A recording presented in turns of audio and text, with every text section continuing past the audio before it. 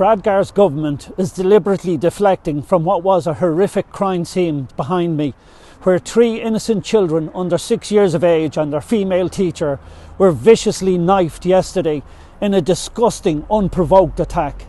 The teacher and the little 6-year-old girl remain critically ill as I speak to you this evening. My thoughts and prayers are with them and their families. We must recognise and commend also the bravery of the school teacher, whom fought the assailant to the best of her ability and shielded the children with her own body. She is now fighting for her life in hospital.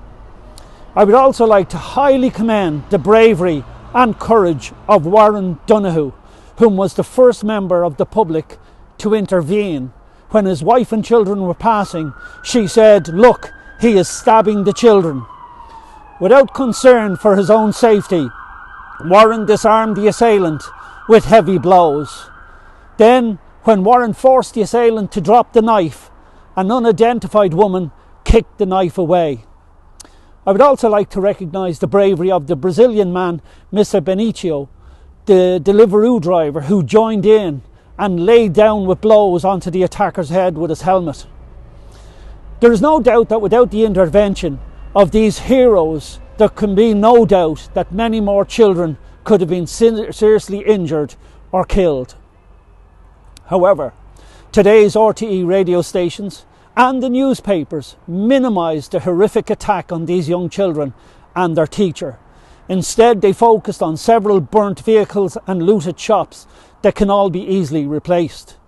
Then immediately, and without one shred of evidence, the puppet Minister for Justice, McEntee, and her incompetent former RUC, now Garda Commissioner, Harris, blamed it all on the imaginary far-right boogeymen, all as a ploy to deflect from their failures. Let's get some facts straight. Thousands of people, both Irish and foreign nationals, came out on the O'Connell Street, Dublin here, to express their mutual outrage, anger and contempt for the state's failure in their duty to protect the children of Ireland. Most of the people that showed up acted within the law. However, a few hundred of whom I believe are anarchists from the radical left seized upon this tragic situation and chose to attack the Gardaí when they were vulnerable, outnumbered and trying to protect the integrity of a crime scene.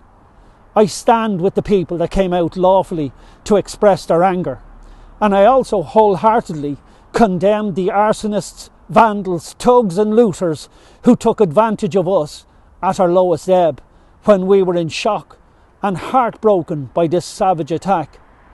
I believe the attacker is an Algerian man in his 50s, whom I'm told has been living in Ireland since the year 2000, permitted by the Fianna Fáil, Bertie Ahern government.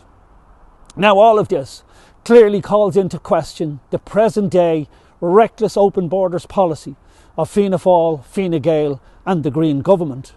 Furthermore, this reckless open border policy is openly and fully supported by the so-called parties of opposition, being Mary Lou's Sinn Féin, Labour and People Before Profit.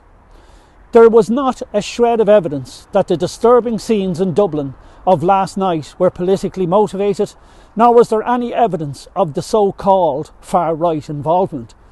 Which raises the question, what yardstick were the mainstream media or the Garda Commissioner using to make this determination? Culture conflict is very real. Not all cultures share the same level of empathy, tolerance and respect for life as we do. This is why the majority of people of Ireland have serious concerns with reckless open borders, and we demand proper border controls are enforced as they should be. Let me say, Irish people do not have a problem with the majority of decent, hard-working migrants coming here, and we recognise their valuable contribution to our society. But letting in unchecked criminals, lunatics, rapists and murderers is the problem. The UN WEF agenda of open borders must be stopped. Minister for Justice McEntee and Garda Commissioner Harris blaming the riots on the imaginary far-right bogeyman will not solve anything. It will only make matters worse, and therefore their positions are untenable and they must resign now.